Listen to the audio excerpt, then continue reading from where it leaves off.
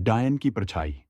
एक सच्ची डरावनी कहानी। गांव चंदनपुर अपनी प्राकृतिक सुंदरता के लिए जाना जाता था, लेकिन वहां एक जंगल था जहां सूरज ढलने के बाद कोई भी जाने की हिम्मत नहीं करता था।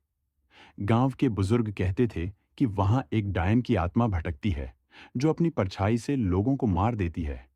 जो भी उस जंगल में गया, उसने वहां एक अजनबी परछाई देखी और कुछ ही दिनों में उसकी रहस्यमयी मौत हो गई। अर्जुन, सिया और कर्ण तीनों दोस्त थे। उन्हें अजीबो-गरीब रहस्यों को सुलझाने का शौक था। जब उन्होंने इस जंगल के बारे में सुना, तो उन्होंने तय किया कि वे वहां जाकर सच का पता लगाएंगे। गांव वाले उन्हें मना करते रहे, लेकिन अर्जुन ने कहा, डरने से सच नहीं बदलता। रात के 11 बजे तीनों जंगल में दाखिल हुए। चारों ओर घना अंधेरा था। हवा में अजीब सी बदबू थी, जैसे किसी ने जलता हुआ मांस फेंक दिया हो। कुछ दूर जाने के बाद करण ने धीरे से कहा, मुझे लग रहा है कोई हमें देख रहा है। अर्जुन ने हंसते हुए कहा, तू ज्यादा फिल्में देखता है। लेकिन तभी अचानक पेड़ों की शाखाएं खुद ब खुद हिलने लगीं, जबकि हवा बिल्कुल बंद थी। जंगल के बीचों बीच उन्हें एक टूटा हुआ मंदिर मिला।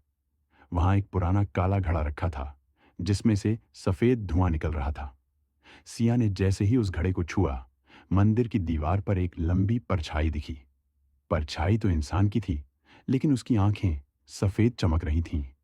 अर्जुन ने मोबाइल का टॉर्च जलाया, लेकिन जैसे ही रोशनी उस परछाई पर पड़ी, वो दीवार से अलग होकर हवा में तैरने लगी। सिया चीख पड़ी, ये क्या है? अचानक मंदिर की घंटी अपने आप बजने लगी और जंगल में एक कर्कश आवाज गूंज उठी, मुझे आजाद कर दो, नहीं तो तुम भी मारे जाओगे।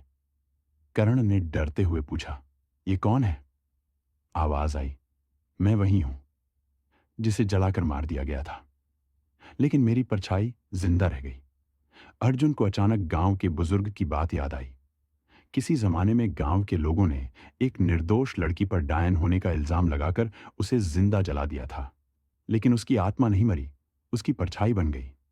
सिया बोली, हमें इस घड़े को तोड़ देना चाहिए, शायद यही उसकी कैद है।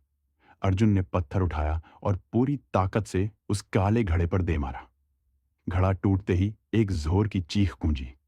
जंगल हिलने लगा, हवा तेज हो गई और वह परछाई अचानक जलने लगी। परछाई ने कराहते हुए कहा, तुमने मुझे आजाद कर दिया, अब मैं इस जंगल में नहीं रहूंगी। और फिर सब कुछ शांत हो गया। अगली सुबह गांव के लोग जब जंगल में गए, तो वहां न कोई मंदिर था और न ही कोई घड़ा, लेकिन अर्जुन के हाथ पर एक जली हुई उंगलियों का निशान था। गांव वाले बोले, क्या डायन सच में चली गई, या अब वो किसी और की परछाई बन चुकी है? और तभी अर्जुन की परछाई थोड़ी लंबी और डरावनी हो गई। क्या अगली बार आपकी परछाई भी कुछ अलग दिखेगी? हो सकता है कोई आपको भी देख रहा हो। आपको वीडियो कैसी लगी? लाइक करें और सब्सक्राइब जरूर करें। कृपया कमेंट करना ना भूलें। आपके कमेंट से हमें मोटिवेशन मिलता है। हम आपके लिए अच्छी वीडियो लाते रहेंगे। धन्यवाद।